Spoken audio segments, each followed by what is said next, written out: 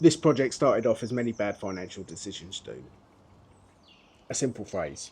It's only a fiver. I went to B&Q, I was having a look around and I found these Lemon Cypress. Tiny tree, bright green, smells lovely. £5. What could go wrong?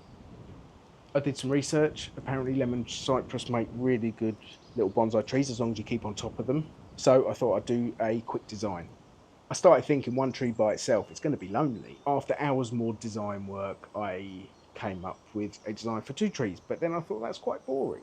Then the idea snowballed. Let's do a forest. But not just a forest coming down a hillside with slate outcrop, live moss showing a meadow at the bottom of the hillside. So now I've got 5 lemon cypress trees, a custom pot, pile of slates, a load of different soil media, moss, and the confidence of a man who absolutely should have been supervised. Because apparently I can't buy one plant like a normal person. So whilst I was actually in B&Q, I did have a look at the pots, and I can't have anything that's breakable. I'm too clumsy. So here we go. Yeah, £3.95, that's great. Now, what you need to know about me is, whilst this is me learning how to keep bonsai tree, deep at heart I'm a maker, a woodworker. I can't do as much woodworking these days, and that's why I'm doing the bonsai. However, I'm a maker, and inevitably I'm going to be making stuff for my bonsai usage. What I need to know is this something you'd like to see happen more often? I've got another project already designed for a mobile bonsai stand for the garden. I'm going to make it relatively soon. Do you want me to record that? Would you like to watch that? Or shall I just leave that for my woodworking channel? Let me know in the comments. If you want to see this made, just comment bonsai stand. Because I have been woodworking for a long time and I am a maker, I have a laser. And that enables me, along with that design program, to make templates from the design program. And as you can see here, it enables me to cut these templates from thick cardboard and check that things fit, and then if I need to make any alterations I can do it from there. Now I bought this HDPE plastic off Amazon. I'll put the price up here. I probably paid far too much money, but I didn't need too much, but I did have to be sparingly using it because I didn't want to buy any more, so I had to make these fit. And this is the first mistake here. I put one of the templates on the wrong way around. Essentially I stuck them all. I should have turned this one over. The other face should have been sticking down, but it all fits and it doesn't really matter. It hasn't changed anything from the actual end result. Just make sure everything fitted onto the same sheet. I didn't want to waste any if I could, and I do reuse most of it. Using a scroll saw, just really the easiest way to rough cut it here. I'm not touching the actual cardboard stencil, I'm just rough cutting it out here because I go onto a flush trim router bit which is guided by the bearing along the stencil, and that gives you the perfect cut. Because it's plastic, this plastic doesn't shatter, and it's a really easy way for me to get that cut. So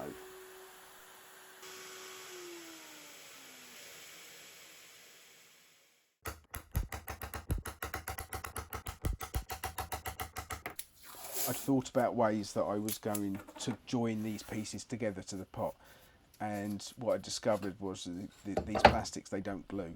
I think you can use sealants like CT1, things like that, but I didn't really want to use that. But I know I had to secure them all firmly and permanently. Well, as permanent as possible anyway. So I thought I would use pot rivets, but that then obviously involves, well, it does for me anyway, neatly laying out the pot rivets. That was easier because I used the design program to mark those out for me, and you see here it just means a case of me drilling through each hole individually to achieve a nice neat pattern. Actually using the rivets to hold things in place, you can then go and mark things out.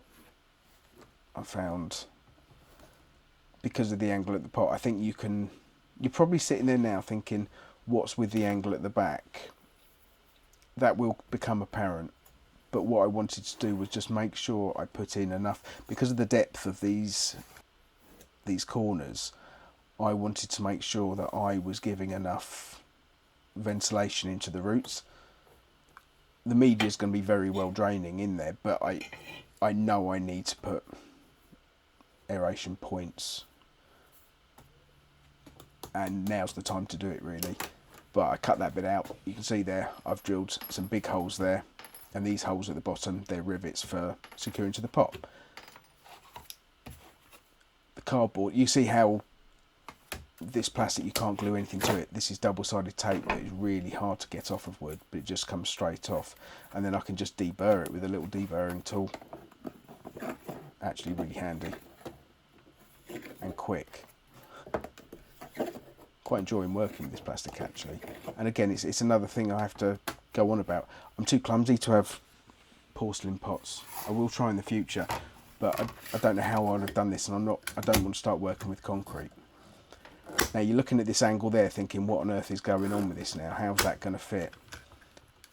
Because each corner of this pot is actually at an angle, it tapers out, the pot tapers from the bottom to the top, as most pots do. But that meant I was going to have to bend it. So I thought by riveting it first, that's going to be holding everything in place. But with it being the plastic, hot air gun from decorating, going along, gently heating it. I've melted plastics before and bent plastics before, and you've just got to take your time with it. It'll get to a point where it actually just bends quite easily. Now I'm just trying to get even heat each side, and then you can see there, look, it just starts going.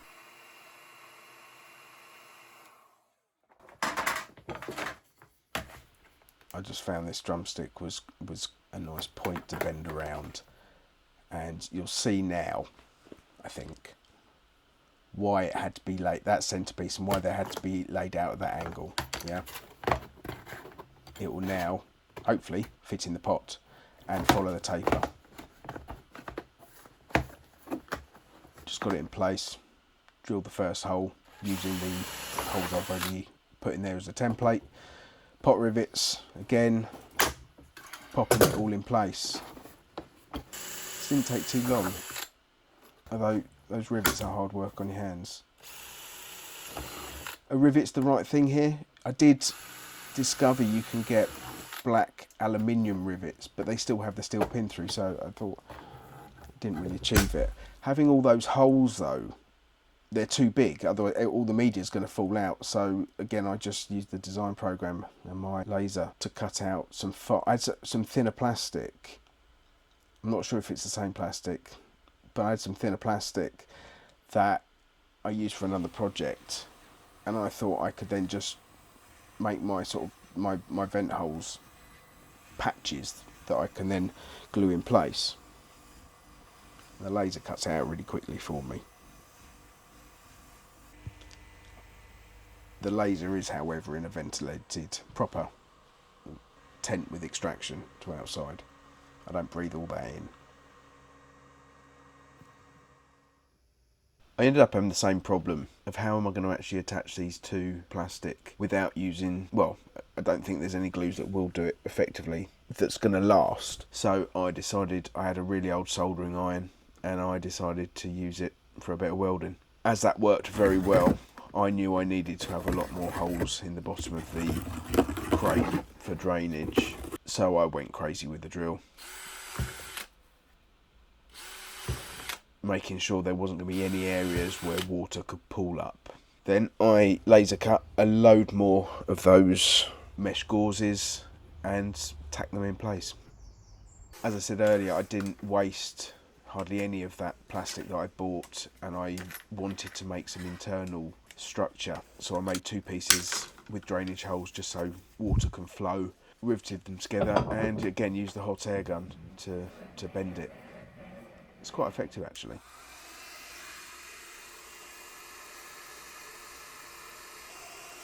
Just take your time and it bends. But having the workbench helps. I had a few extra pieces left, so I thought I'd make a slightly high retaining wall on each section. I'm glad I did in the end.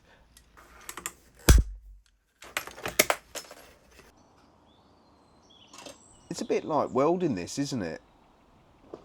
I'm actually just tacking it in place at first in all the different places just to keep it in the correct position, and then I go around and I can put a lot more plastic welds.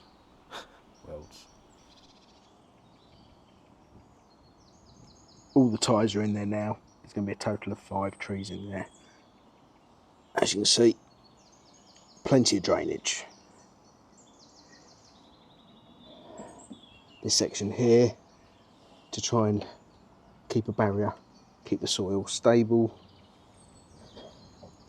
Drainage on the side, a bit higher up there, drainage and air for the roots. Next video, we'll get it all planted up.